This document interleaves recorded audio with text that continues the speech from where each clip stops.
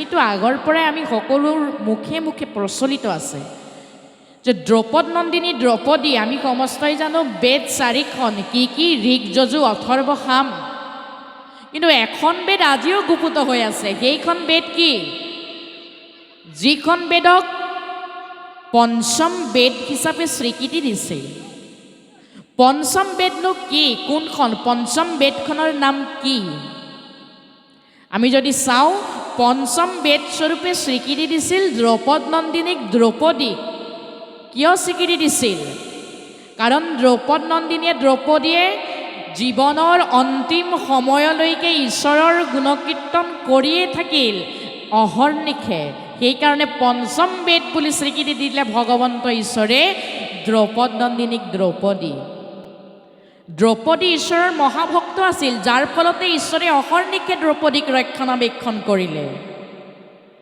দ্ৰৌপদীয়ে সূৰ্য দেৱতাৰ পৰা দুটা বৰ লাভ কৰিছিল প্ৰথমটি বৰ সামান্য ৰন্ধন কৰিলে বহুজনক খুৱাব পাৰে দ্বিতীয়টি বৰ নিজে ভক্ষণ কৰাৰ পাছত কাকো খুৱাব নোৱাৰে যেতিয়া এদিন দুৰ্যোধনৰ কুটবুদ্ধিত পৰি ঋষিৰ ভিতৰত উগ্ৰসভাই ঋষি দুৰ্বাসাই লগত 10,000 শিষ্যলৈ বনবাসী পাণ্ডৱৰ গৃহৰ ফালে ভোজনৰ অৰ্থে গমন কৰিছে লগত 10,000 শিষ্যও লৈ গৈছে ইতিমধ্যে সন্ধিয়া সময় হ'ল দ্ৰৌপদীয়ে আহাৰ ভক্ষণ কৰিলে আহাৰ ভক্ষণ কৰাৰ পাছত কাকো ভোজন কৰাব নোৱাৰে যিহেতু বৰ আগতেই লাভ কৰিছিল এতিয়া তেওঁ কি কৰিব যদিহে আজি দুৰ্বাসা ঋষিক ভোজন কৰাব নোৱাৰে পঞ্চপাণ্ডৱক নাশ হ'ব কিয় নাশ হ'ব দুৰ্বাসা ঋষি অতিকৈ খঙাল অভিশাপ দি দিব নহয়নে বাৰু ও দ্ৰৌপদ নন্দিনী কৃষ্ণা কৰিলে ভোজন কিঞ্চিত মাগিলে নপাই কোন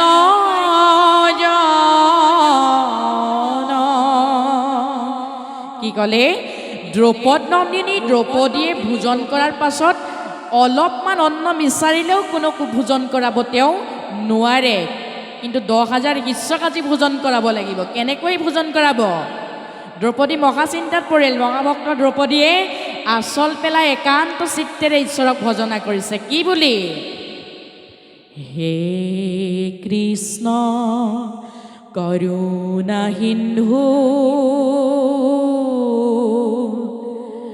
জগতৰ পতি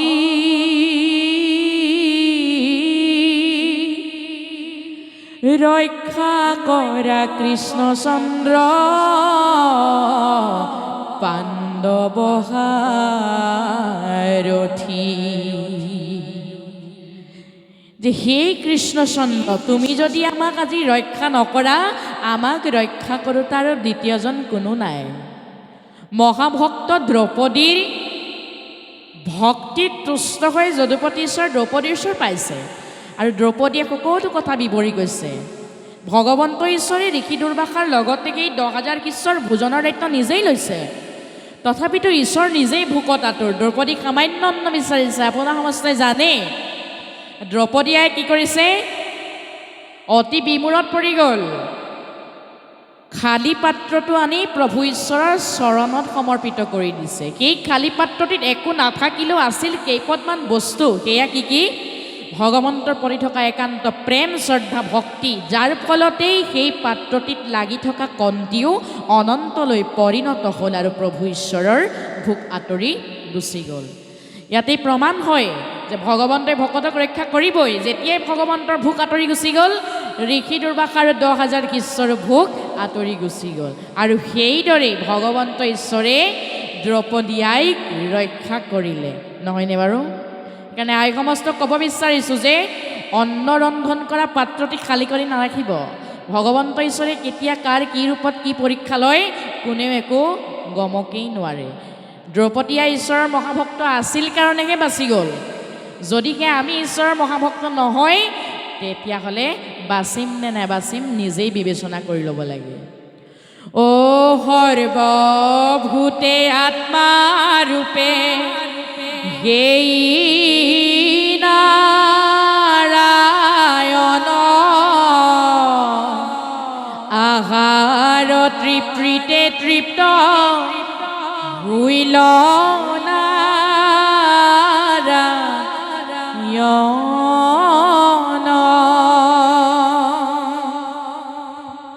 যেতিয়া ঈশ্বৰৰ ভোক আঁতৰি গ'ল, সেই ঋষি সমস্তৰো ভোক আঁতৰি গ'ল। সেইকাৰণে কৈছে যে সৰ্বভূতেই আত্মাৰূপে সেই নাৰায়ণ। সকলো দেশৰ আত্মাতেই ভগৱন্ত বিৰাজমান, দেশত বিৰাজমান হৈ আছে আত্মাস্বৰূপে। সৰ্বভূতে আত্মাৰূপে সেই নাৰায়ণ, আহাৰত তৃপ্তিতে তৃপ্ত হৈল নাৰায়ণ।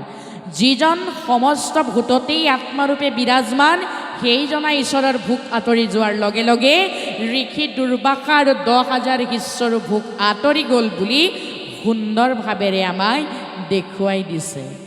আমি সমস্তজনে জন্ম লাভ কৰিছোঁ কলিযুগত।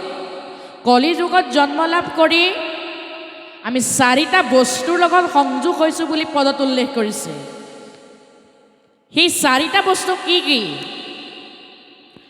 অ শুনিও সভা সদ কৰি উদ্যোগ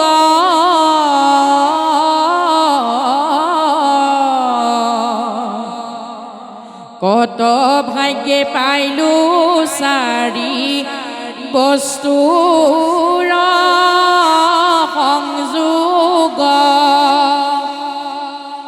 নৰতনু কলি যুগ ভাৰত বৰিষ আৰু কৃষ্ণ কথা তাতে আতি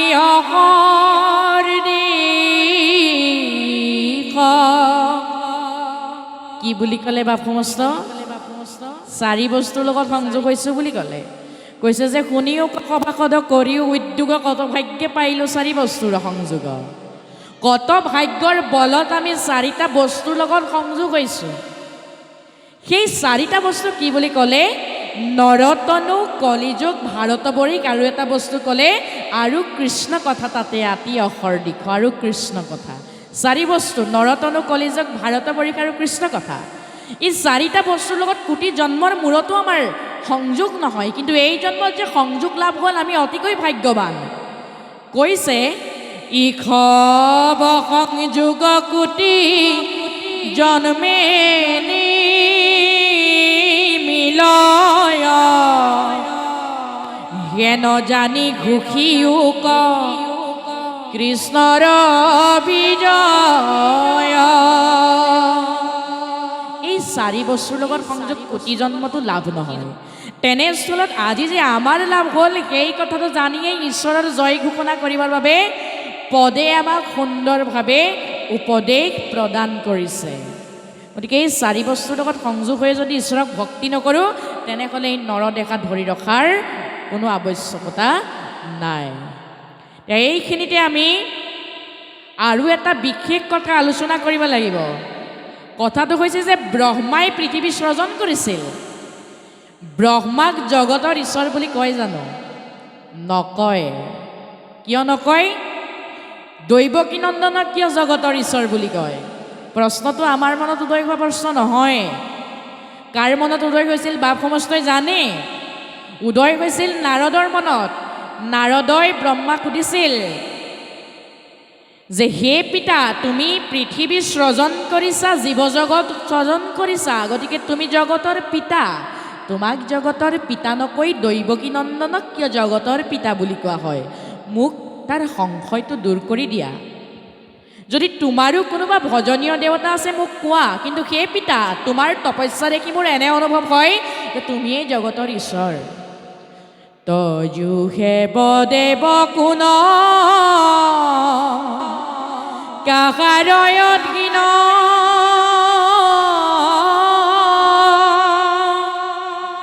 স্বৰূপত কহা তুমি কিবা কৰি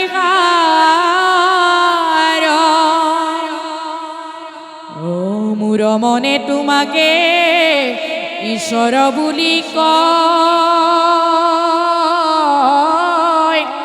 তজু তপ দেখি তাতো সংশয় লাগয় যে পিতা, যদিও মই তোমাক জগতৰ ঈশ্বৰ বুলি ভাবিছোঁ তোমাৰ তপস্যা দেখি মোৰ আকৌ অনুভৱ হয় যে তোমাৰো কোনোবা ভজনীয় দেৱতা আছে গতিকে মোৰ মনৰ পৰাই প্ৰশ্নটো উত্তৰ দি দিয়া পিতা মোৰ মনৰ পৰাই সংশয়টো দূৰ কৰা প্ৰজাপতি ব্ৰহ্মাই উপায় নাপায় নাৰদক ক'ব লগা হৈছে যে হে নাৰদ শুনা নাৰদৰ বাণী শুনি বিধিনী গদতি ধন্য ধন্য কৃপালু নাৰদ মহামতি মোক পুনু আখি তুমি কৃপা হে কৰিলা জাতু গোবিন্দৰ গুণ কহিবে বুলিলা যে নাৰদ তুমি আজি ইয়ালৈ আহি মোক পৰম কৃতাৰ্থ কৰিলা নাৰদ মই যে তোমাৰ আগত যদুপতিৰ গুণগান বৰ্ণনা কৰিবলৈ পাম সঁচাকৈ মই ভাগ্যৱান নাৰদ তুমি যে মোক ঈশ্বৰ বুলি ভাবিছা এইটো ইমান মিছাও নহয় যদিও ঈশ্বৰৰ গুণবিলাক ঈশ্বৰৰ গাত যিমান গুণ আছে মোৰ গাতো সিমানেই গুণ আছে কিন্তু কিয় আছে তেৰাৰ ওচৰত ভক্তি কৰি থকাৰ বাবেহে তেৰাৰ গুণবিলাক মোৰ গাত আছে ও জাতু ঈশ্বৰৰ কৰ্ম আমাত আশ্ৰয় কৃষ্ণ সেৱা দেখে মূৰ ইটো মহোদয় কি ক'লে জাতু ঈশ্বৰৰ কৰ্ম আমাত আশ্ৰয় কৃষ্ণ সেৱা দেখে মূৰ ইটো মহোদয় যদিও ঈশ্বৰৰ সকলোবিলাক গুণ মোৰ গাত আছে তথাপিতো কিয় আছে তেৰাৰ ওচৰত ভক্তি কৰি থকাৰ কাৰণেহে তেৰাৰ সকলো গুণ মোৰ গাত আছে নাৰদ তুমি ঈশ্বৰ বুলি ভবা কথাটো ইমানো মিছা নহয় তথাপিতো নাৰদ তুমি সেই ৩৩ কোটি দেৱতাৰ ভিতৰত তুমিও মায়াত বন্দী হৈ পৰিলা নাৰদ কিয় বন্দী হৈ পৰিলা ও তুমি কবু হে মহা মায়ায়ে ভুলিলা জাতু জগতৰ গুৰু আমাক বুলিলা যে নাৰদ তুমি মায়াত বন্দী হ'লা যাৰ কাৰণে তুমি মোক জগতৰ ঈশ্বৰ বুলি ভাবিছা নাৰদ মই জগতৰ ঈশ্বৰ নহয় মোৰো ভজনীয় দেৱতা আছে সেইজন কোন মোৰ ইষ্ট দেৱ ইটো দৈৱ কীৰ্তনয় যাৰ প্ৰকাশিত চৰাচৰ জগত যিজনে এই চৰাচৰ জগতখন সৃজন কৰিছে পালন কৰিছে নাশ কৰি আছে সেইজনেই হৈছে মোৰ ভজনীয় দেৱতা নাৰদ আৰু সেইজনেই হৈছে জগতৰ স্বামী জগতৰ পিতা এক ঈশ্বৰ দৈৱকী কুমাৰ প্ৰভু ভগৱন্ত কৃষ্ণ তেওঁ সকলো বস্তুতেই সমৰূপেৰে বিৰাজমান হৈ থাকে নাৰদৰ আকৌ প্ৰশ্ন আহিছে যে পিতা যদি সকলোতে তেওঁৱেই বিৰাজমান সকলো কৃষ্ণময় বস্তু তেওঁ কৃষ্ণ গতিকে কৃষ্ণৰ চৰণত কি বস্তু দি ভজনা কৰিম যদি সেই কৃষ্ণ সকলোতেই আছে নাৰদক ব্ৰহ্মাই কৈছে যদি কৃষ্ণ বিনে বস্তু জগততে নাই কৃষ্ণময় দৈব্য যজু কৃষ্ণ সদায় নাৰদ যদি কৃষ্ণৰ বিনে বস্তুৱেই জগতখনতেই নাই তেতিয়াহ'লে কৃষ্ণময় বস্তুৰে তেওঁক ভজনা কৰিব লাগিব প্ৰশ্ন আকৌ উদ্ভৱ হ'ল যে কৃষ্ণময় বস্তু কি কৃষ্ণময় বস্তুৰ কথা নাৰদক ব্ৰহ্মাই কৈছে প্ৰজাপতিয়ে যে হে নাৰদ কৃষ্ণময় বস্তু সেইবিলাক যিবিলাক হৈছে যে একান্ত ভকতে প্ৰভুৰ চৰণত কায় বাইক মন চিত এক কৰি একান্তভাৱে সুদৃঢ় বিশ্বাসে যি দ্ৰব্য তেৰাৰ চৰণত অৰ্পণ কৰি দিয়ে সেয়াই হৈছে কৃষ্ণময় দ্ৰব্য আৰু সেই কৃষ্ণময় দ্ৰব্যৰে ঈশ্বৰক ভজনা কৰিলে সহজতে পাম নাৰদ এইদৰে নাৰদক ব্ৰহ্মাই সুন্দৰ ৰূপেৰে উপদেশ দি বুজাই দিছে। তেতিয়াহে নাৰদৰ মনৰ পৰা এই সংশয়টো দূৰ হৈ পৰিছে যে ব্ৰহ্মাক কিয় জগতৰ পিতা বুলি নকৈ যদুপতি ঈশ্বৰ কৃষ্ণক জগতৰ পিতা বুলি কোৱা হয়। এই প্ৰশ্নটো হয়তো কেতিয়াবা আমাৰ মনতো জাগ্ৰত হৈছে, নহয়নে বাৰু? ব্ৰহ্মাক কিয় জগতৰ ঈশ্বৰ বুলি কোৱা নহয়, ব্ৰহ্মাক কিয় পূজা কৰা নহয়? এইখিনি কথা কোৱাৰ পাছত সেই নাৰদৰ মনৰ পৰা এই মহা সংশয়টো দূৰ হৈ গৈছে। যিহেতু ভক্তি যুগ আমি আলোচনা কৰি আছোঁ, ভক্তি যুগৰ শেষত সগুণ ভকতি আৰু নিগুণ ভকতিৰ বিষয়ে বৰ্ণনা কৰি দিছে। ভক্তি আৰু মুক্তি এই দুবিধ বস্তু, এই দুই বস্তুৰ বিষয়ে ভক্তি যুগত সুন্দৰভাৱে স্পষ্ট ৰূপেৰে কপিল প্ৰভুৱে আইমাতৃ দেৱাহুতিৰ আগত কৈ গৈছে যে সগুণ ভকতি কৰিলে পাম নে নিগুণ ভকতি কৰিলে পাম, ভক্তি শ্ৰেষ্ঠ নে মুক্তি শ্ৰেষ্ঠ। ভক্তিৰ বিষয়ে আমি বহু আলোচনা কৰিলোঁ। এতিয়া ইয়াৰ পাছতে পদত উল্লেখ কৰিছে মুক্তিৰ বিষয়ে। বদতি কপিল হৰি শুনাম সাহতি, একবিধ মাত্ৰ পুনু নিৰ্গুণ ভকতি, জ্ঞান কৰ্মে তীৰ্থে ব্ৰতে নকৰিয়া মন, সুদৃঢ় বিশ্বাসে লৈও মুহূৰ্ত শৰণ। কপিল প্ৰভুৱে দেৱাহুতি আইৰ আগত আকৌ ভকতিৰ বিষয়ে, নিৰ্গুণ ভকতিৰ বিষয়ে কৈছে যে হে আই বদতি কপিল হৰি শুনা মহাসতী। দেৱাহুতি আইক মহাসতী বুলি কৈছে পদত, যে হে আই তুমি মোৰ কথা শুনা। নিগুণ ভকতি মাত্ৰ এবিধহে আই, একবিধ মাত্ৰ পুনু নিগুণ ভকতি। নিগুণ ভকতি এবিধহে, আৰু সেই নিগুণ ভকতিতে আশ্ৰয় লৈ মোক ভজনা কৰা, তেতিয়াই মোক পাবা আই। জ্ঞানে কৰ্মে তীৰ্থে ব্ৰতে নকৰিয়া মন, সুদৃঢ় বিশ্বাসে লৈও মুহূৰ্ত শৰণ। যে আই জ্ঞান কৰ্ম যাগ যজ্ঞ এই সকলোবিলাক বাদ দিয়া আৰু কৰা কি, মোৰ চৰণত একান্তভাৱেৰে তুমি শৰণাপন্ন হোৱাই ভাৱেৰে কপিল প্ৰভুৱে দেৱাহুতি আইক কৈছে যে সুদৃঢ় বিশ্বাসে লৈ মুহূৰ্ত শৰণ। সুদৃঢ় বিশ্বাস অৰ্থাৎ সুদৃঢ় বিশ্বাস, কাইমন বাইকচিত এক কৰি বিশ্বাস কৰিবলৈ কৈছে ঈশ্বৰৰ চৰণত, আৰু সেই বিশ্বাসক নিৰ্ভৰ কৰিয়েই তেৰাৰ চৰণত শৰণাপন্ন কৰিবলৈ কৈছে দেৱাহুতি আইক। এতিয়া আমিনো ঈশ্বৰৰ চৰণত শৰণাপন্ন হৈছোঁ নে নাই? দেৱাহুতি আইটো ঈশ্বৰৰ চৰণত শৰণাপিত হৈয়ে আছে, আমি শৰণাপন্ন হ'ব পাৰিছোঁ নাই? পুৱা গধূলিটো আমি গায়ে আহোঁ শৰণৰ ঘোষা যোগা। কি বুলি গাওঁ? ইয়াতো গাইছে চাগে। অ যাদৱ যদু নন্দন,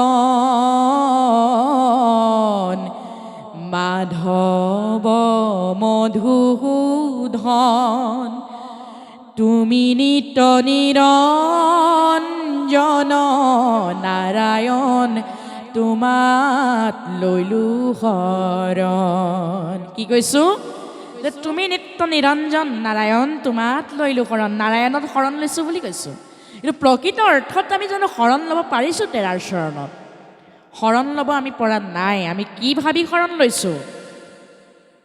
বোলে ইতিমধ্যে কন্যাগৰাকী বিয়া দিবৰ উপযুক্ত বয়স সমাগত, যদি শৰণ ভাগি নিদিয়াও সেই কন্যাগৰাকীৰ হাতেৰে কোনো চাহ একাপো ভক্ষণ নকৰে, সেই ভাবি শৰণ দিছোঁ।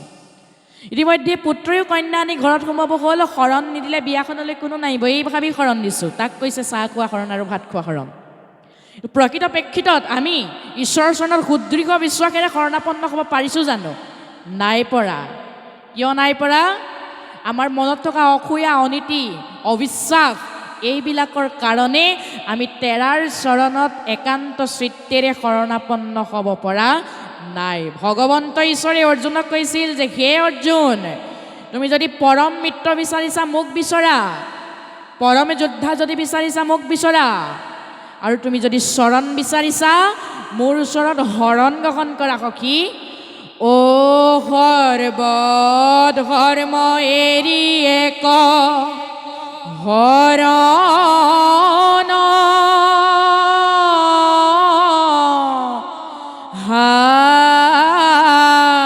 সাক্ষাৎ হুদৃহ বিশ্বাসে সখী লয়ো কয়ামাত যে সখী শৰণ লোৱা ক'ত শৰণ লোৱা মোৰ চৰণত ও নকৰিবা ভয় সখী যে সখী ভয় নকৰিবা কিয় ভয় নকৰিবলৈ ক'লে ও নকৰিবা ভয় সখী কৰোঁ অংগীকাৰ যে সখী মই প্ৰতিজ্ঞা কৰিছোঁ কি বুলি প্ৰতিজ্ঞা কৰিছোঁ অ সমস্ত পাপত মই কৰিব উদ্ধাৰ যে আই যে হে অৰ্জুন তুমি মোৰ কথা শুনা তুমি যদি যি কৰ্মই নকৰা মোৰ চৰণত যদি তুমি সমৰ্পণ কৰি কৰা সেই কৰ্মৰ পৰা মই তোমাক যদি সেই কৰ্ম পাপ বা বাধা বিঘিনিৰ কৰ্মই হওক সেই কৰ্মৰ পৰা মই তোমাক পৰিত্ৰাণ দিম সখী কিন্তু সেই সখী সকলো কথা বাদ দি যাগ যজ্ঞ পূজাবত বাদ দি এক শৰণ অৰ্থাৎ মোৰ চৰণত শৰণাপন্ন হোৱা যেনেদৰে পৰমাত্মাৰূপী প্ৰভু ভগৱন্তই জীৱাত্মাৰূপী অৰ্জুনৰ আগত সুন্দৰ ৰূপেৰে শৰণৰ বিষয়ে কৈ গ'ল ঠিক তেনেদৰে জগতগুৰু মহাপুৰুষ শ্ৰীমন্ত শংকৰদেৱেও আমাক শৰণৰ বিষয়ে শিক্ষা দি গ'ল নহয়নে বাৰু শৰণনো কাক কয় কপিল প্ৰভুৱে যিহেতু তেৰাৰ চৰণত আই মাতৃ ৰেৱাহুতিক শৰণাপন্ন হ'বলৈ কি কৈছে তেওঁ অকল শৰণ শব্দটোৰ বিষয়ে আমি বহুভাৱে জানিব লাগিব পুংখানুপুংখৰূপেৰে শৰণৰ বিষয়েও জানিব লাগিব শৰণনো কি কেৱল শৰণ বুলি কৈ থাকিলে নহ'ব শৰণ শব্দটোত তিনিটা অক্ষৰ আছে হ মানে মৃতদেহ ৰ মানে গতি কৰা মধন্য ন মানে জ্ঞান লাভ কৰা এই শৰণৰ দিশ চাৰিটা গুৰুত শৰণ দেৱত শৰণ নামত শৰণ ভকতত শৰণ গুৰুত শৰণ ল'লে উপদেশ লাভ হয় দেৱত শৰণ ল'লে জীৱৰ মুক্তি লাভ হয় নামত শৰণ ল'লে জীৱৰ আনন্দ লাভ হয় আৰু ভকতত শৰণ ল'লে প্ৰেম ভক্তি আৰু জ্ঞান লাভ হয় শৰণবিহীন মনুষ্য দেহটোক কেঁচা মাটি কলহৰ লগত তুলনা কৰিলে মহাপুৰুষ মাধৱ গুৰুজনাই দ্বিতীয়জনা গুৰু মাধৱ গুৰুজনাই লিখি দিলে কি বুলি লিখিলে ভকতিখে বীজ হৰণে খে নিজ প্ৰেমানন্দ তাৰ ফল হৰণ বিনাই ভকতি কৰয় এৱা ঘতে যেন জল কি ক'লে শৰণৰ অবিহনে যদি তেৰাৰ চৰণত ভক্তি কৰোঁ তেতিয়াহ'লে শৰণবিহীন এই দেহটোক কেঁচা মাটি কলহৰ লগত তুলনা কৰি দিলে দ্বিতীয়জনা গুৰু অৰ্থাৎ মাধৱ পুৰুষে সেইকাৰণে আমি সমস্তই এই কথাটোকে জানি ঈশ্বৰৰ চৰণত কায় মন বাক্য ত্যাগ কৰি সুদৃঢ় বিশ্বাসেৰে শৰণাপন্ন হ'বই লাগিব তাৰ পাছতেই কৈছে মোৰ গুণগণক শ্ৰৱণেতে তীক্ষ্ণ নিষ্কামে মুহূৰ্ত যায় নিমজয় মন নিৰ্গুণ ভকতি এহি কহিলো বুজাই মই সমেইটো ভক্তি এৰা এৰি নাই যেন গংগা জল সমুদ্ৰত পৰে যায় নিৰ্গুণ ভকতি এহি কহিলো বুজাই মোৰ ভক্ত হব পুনু নিষ্কাম হুয় ই কথা নিশ্চয় মাও শুনি নিৰ্ণয় কপিলেশ্বৰে দেৱাহুতি আইৰ আগত আকৌ নিগুণ ভক্তিৰ বিষয়ে কৈছে যে মূৰ গুণ গণক শ্ৰৱণত তীক্ষ্ণে নিষ্কামে মুহূৰ্ত যায় নিমজয় মন যিজনে মোৰ গুণনাম একান্ত চিত্তেৰে নিষ্কাম ভাৱেৰে শ্ৰৱণ কীৰ্তন কৰি মোতেই তেৰাৰ মনটো অৰ্পণ কৰি দিয়ে, তেৰাৰ সকলো ইন্দ্ৰিয় মোতেই অৰ্পণ কৰি দিয়ে, সেইজনে হৈছে নিষ্কাম ভকত। আৰু সেই নিষ্কামী ভকতজনক মই অনবৰতে ৰক্ষণাবেক্ষণ কৰিমেই। আই যিজনে একান্ত চিত্তেৰে একো নিবিচৰাকে কেৱল মাত্ৰ ভক্তি বিচাৰি মোৰ চৰণত ভকতি কৰে, তাকেই নিগুণ ভক্তি বুলি কৈছে। নিগুণ ভকতিয়ে সি কহিলো বুজাই, মই সমে এইটো ভক্তি এৰাই এৰি নাই। যে আই যিজনে নিষ্কামভাৱে মোৰ চৰণত ভকতি কৰিব, যিজনে একো নিবিচৰাকে কেৱল মাত্ৰ ভকতি বিচাৰি মোৰ নাম শ্ৰৱণ কীৰ্তন কৰিব, সেই ভাৱটোৱেই হৈছে নিৰ্গুণ ভকতি। আই আৰু নিগুণ ভকতিক কপিল ঈশ্বৰে গংগা জলৰ লগতো তুলনা কৰি দিছে তৃতীয় স্কন্ধ ভক্তি যুগৰ পদত। ভকতিৰ কথা ইমানতে শেষ। তাৰ পাছত আহিছে মুক্তিৰ বিষয়ে। মুক্তিৰ বিষয়ে লিখিছে, এৰামে হালুই কহামি পমোৰ হাৰুই পৱা বৰ হাজুই সহিতে মুখ্য পাঞ্চৰু চিকৰ। দেৱৰ্ষি নাৰদটো ভগৱন্ত ঈশ্বৰৰ এক অংশ অৱতাৰ, ভগৱন্তৰ অংশ অৱতাৰ দেৱৰ্ষি নাৰদৰ গাত আছিল, যাৰ বাবে দেৱৰ্ষি নাৰদে ঈশ্বৰৰ নাম অহৰ্নিশে শ্ৰৱণ কীৰ্তন কৰিও কেনেকৈ আৰু তেৰাৰ নাম শুনিব পাৰোঁ সেই বিষয়টোত আগ্ৰহ প্ৰকাশ কৰে, নহয়নে বাৰু? দেৱৰ্ষি নাৰদ ভগৱন্তৰ ওচৰত বৈকুণ্ঠতেই থাকে, তথাপিতো ঈশ্বৰক এৰিবলৈ মন নকৰে। এদিন ভগৱন্ত ঈশ্বৰে তেৰাৰ ওচৰৰ পৰা দেৱৰ্ষিক যাবলৈ কৈছে, কিন্তু দেৱৰ্ষি অহা নাই। অ ৰামে বাৰে বাৰে নাৰদক পথান্ত মাধৱে নেৰন্ত দ্বাৰকাৰিষি কৃষ্ণৰ গৌৰৱে। অ ভৈলাই অৱতাৰ মুখ্য লভিলা সাক্ষাৎ তথাপি উচ্চুক মিলে কৃষ্ণৰ কথাত। যদিও দেৱৰ্ষি নাৰদে ঈশ্বৰৰ নাম শুনিয়েই থাকে, গায়ে থাকে, তথাপিতো ঈশ্বৰক এৰি আহিবৰ বাবে দেৱৰ্ষি নাৰদ মান্তি হোৱা নাই। ইয়াতে প্ৰমাণ হয় যে দেৱৰ্ষি নাৰদ ঈশ্বৰৰ একান্ত ভকত। আৰু একান্ত ভকতে জানো মুক্তি সুখৰ বাঞ্ছা কৰে? কেতিয়াও বাঞ্ছা নকৰে।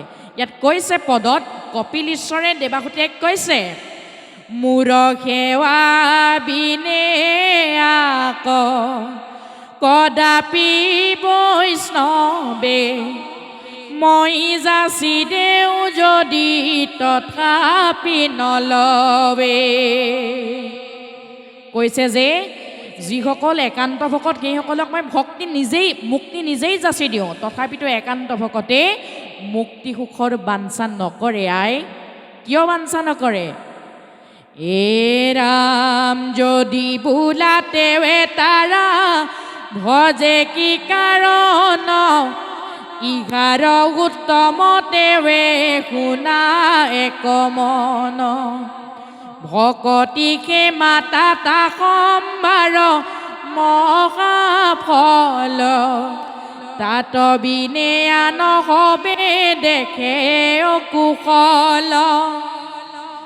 যদি ভগৱন্ত ঈশ্বৰে একান্ত ভকতক মুকুতি যাচি দিব বিচাৰে, তথাপিতো নলয় একান্ত ভকতে।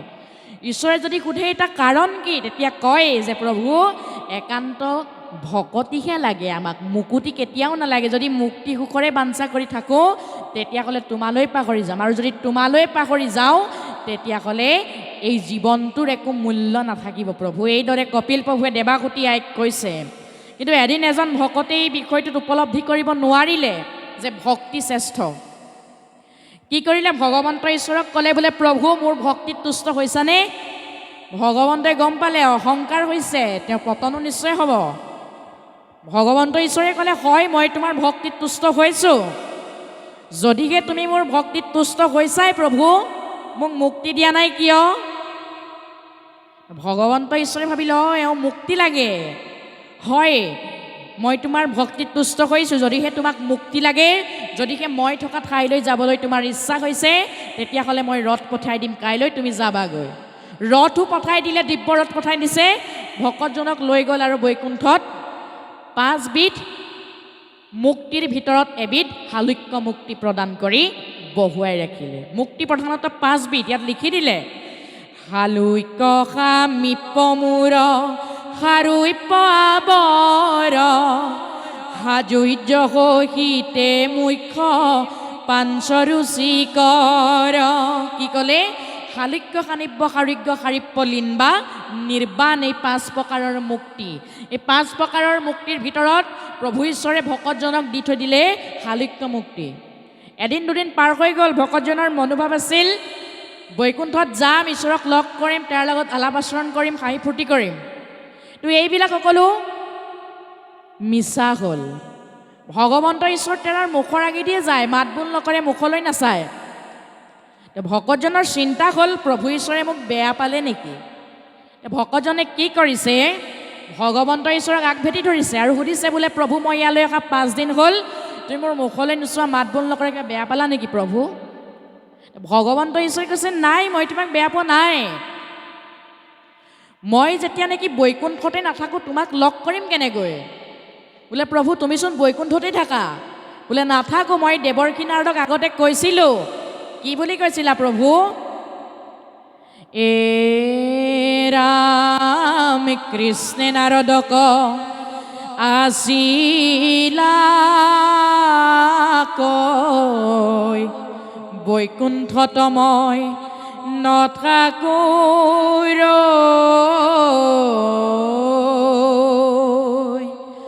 ও যোগী ৰখীয়া এৰি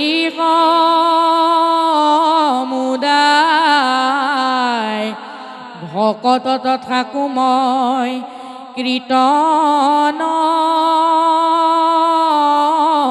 চাই